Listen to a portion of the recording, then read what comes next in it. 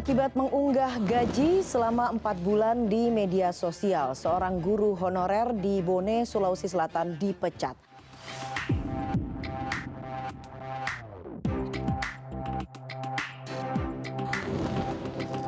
Tim Litbang CNN Indonesia berhasil merangkum deretan artis yang tersandung dengan masalah ini. Ini dia.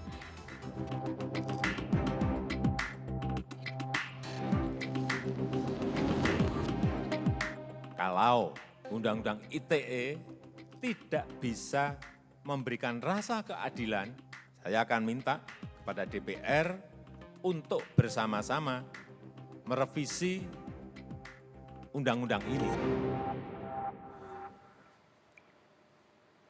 Ya, Presiden Joko Widodo eksplisit mengatakan akan meminta kepada DPR untuk bersama-sama merevisi undang-undang ini. Saya sudah terhubung dengan Effendi Simbolon, anggota Komisi 1 DPR RI dari fraksi PDI Perjuangan. Selamat malam, Bang Effendi. Selamat malam, Mbak Naswa Shihab. Bang Effendi, diminta Presiden merevisi undang-undang ITE itu, tapi saya dengar Anda malah bilang tidak usah direvisi, sudah bagus. Apa karena undang-undang itu hasil kerja Anda di periode lalu, jadi merasa sudah bagus, tidak perlu direvisi, Bang? Ya, yang pertama, saya mendengar dari kutipan dari Presiden itu kalau ya. Tapi kalaupun kalau dianggap itu menjadi yang masalahnya dan menyebut pasal karet, saya ingin bertanya kembali ke Pak Presiden. Yang disebut pasal karet itu yang mana? Coba buktikan, tunjukkan dari pasal karet. Karena dari mulai dia lahir sampai revisi, dia 2 kali di judicial review oleh teman-teman Mbak Nazwa nih, Pak Karni CS. Kemudian di judicial review lagi, tidak ada yang melanggar bersinggungan dengan Undang-Undang Dasar Konstitusi kita. Jadi, sudah teruji begitu. Nah, di mana itu dulu yang penting, kita jangan kemudian kita menyalahkan kitab kita, menyalahkan undang-undang, menyalahkan pasal. Padahal persoalannya bukan di pasal dan di kitab atau di undang-undang itu. Itu loh. Anda tidak sama sekali tidak melihat rumusan-rumusan pasal yang ada di Undang-Undang ITE itu sebagai multitafsir dan bisa dikatakan karet?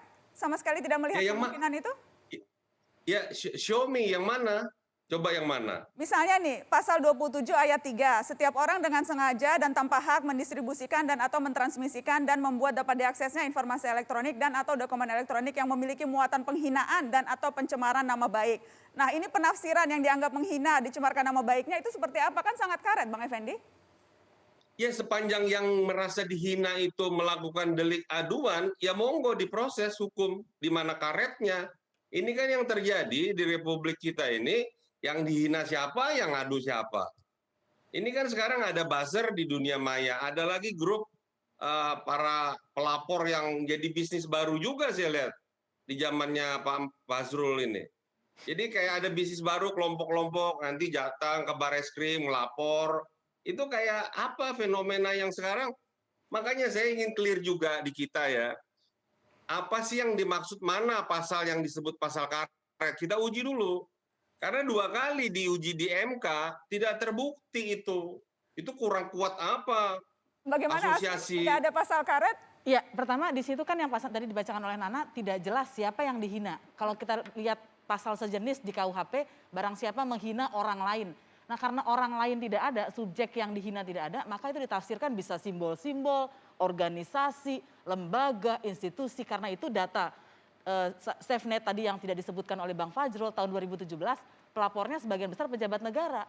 Padahal pejabat negara ya tugasnya untuk dikritik.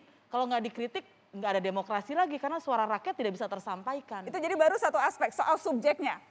Subjek yang dikritik ya, ketika dia tidak disebut siapa menggantung begitu, kemudian dia menjadi tadi bisa diartikan siapa saja dan celakanya kemudian ada masalah juga di tubuh kepolisian itu. Bagaimana Bang Effendi? Nah, justru itu saya nggak mau berdebat sama Mbak ini, saya mau berdebat sama pemerintah karena pemerintah yang berkeinginan merubah ini, merevisi dan menempatkan bahwa undang-undang inilah kalau dianggap salah. Tapi saya melihat Bang Effendi, tapi rata-rata teman-teman fraksi di DPR yang lain semuanya setuju tuh sejak Presiden Jokowi mengatakan kalau direvisi semuanya gegap gempita bilang siap merevisi.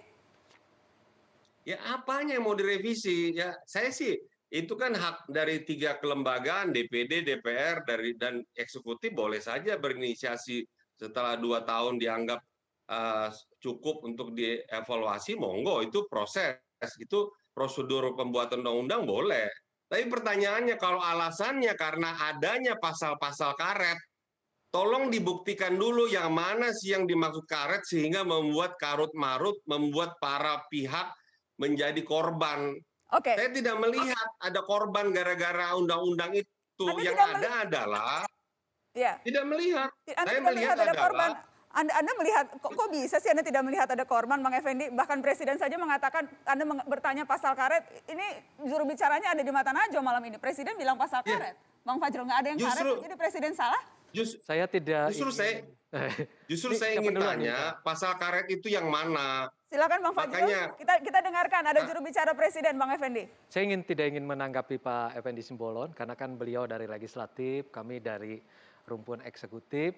Nah nanti kan ini Presiden baru membuat political will untuk melakukan perubahan kedua dengan alasan. Tapi Presiden melihat ada pasal karet, Presiden menyampaikan itu ya, kan? Ya betul, karena tetapi juga konsideran yang terpenting itu adalah karena beliau mengatakan ini ada saling adu di masyarakat. Karena memang data 2015 sampai 2020 ini ada 251 kasus, datanya semua ada di sini. Dan bahkan salah satu yang ikut mengadukan mungkin pejabat negara, ini Fadli Zon pun ikut juga memakai undang-undang ITE ini gitu.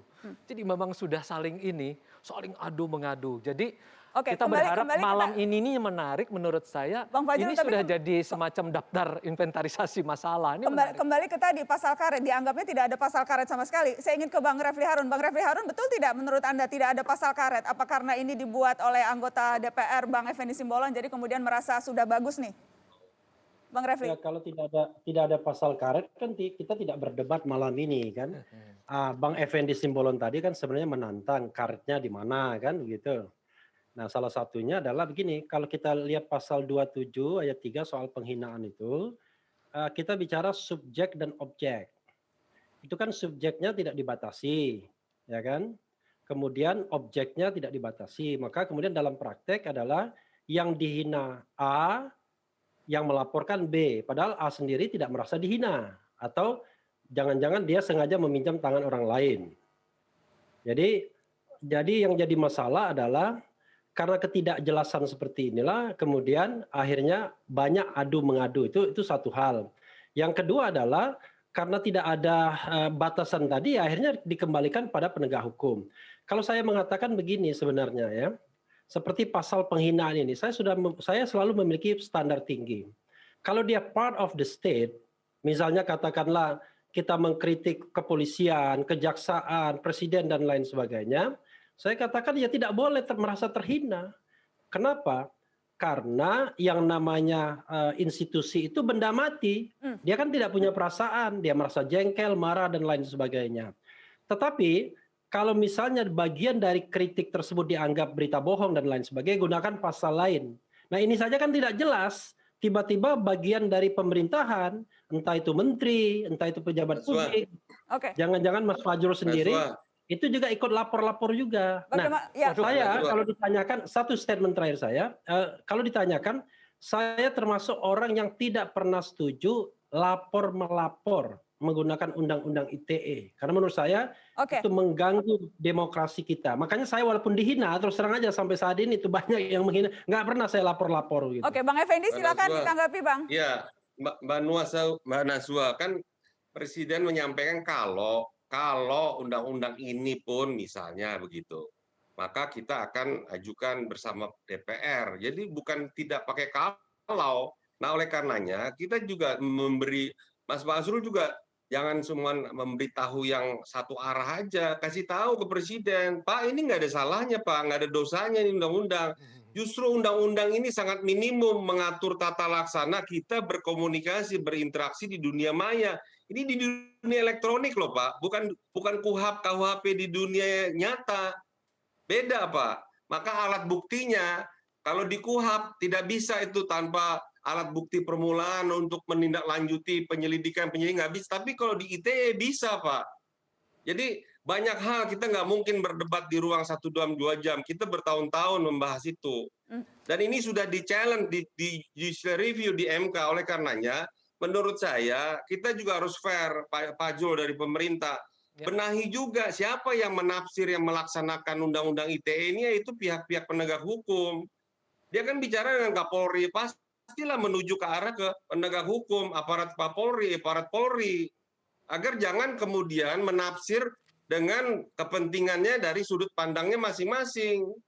Itu mungkin yang saya tangkap dari Presiden. Oke, Bukan lantas ini seolah-olah kemudian harus diperbaiki karena ada pasal karet. Makanya kita jangan juga kemudian harus meyakinkan juga pasal karet yang mana. Coba dibaca setiap pasal titik koma itu. Oke, Itu semua ada justifikasinya, bukan karena kita yang membuat, Mbak Nazwa. Bang Effendi, Gitu. kita harus break. Setelah ini saya akan berbincang dengan Muhammad Arsyad, Ketua Paguyuban Korban Undang-Undang ITE. Jadi kalau tadi Anda tanyakan mana korban ketidakadilan, setelah ini saya akan hadirkan langsung korban ketidakadilan, dan bukan hanya satu, ada banyak Bang Effendi. Setelah pariwara, tetap. Ya, silakan.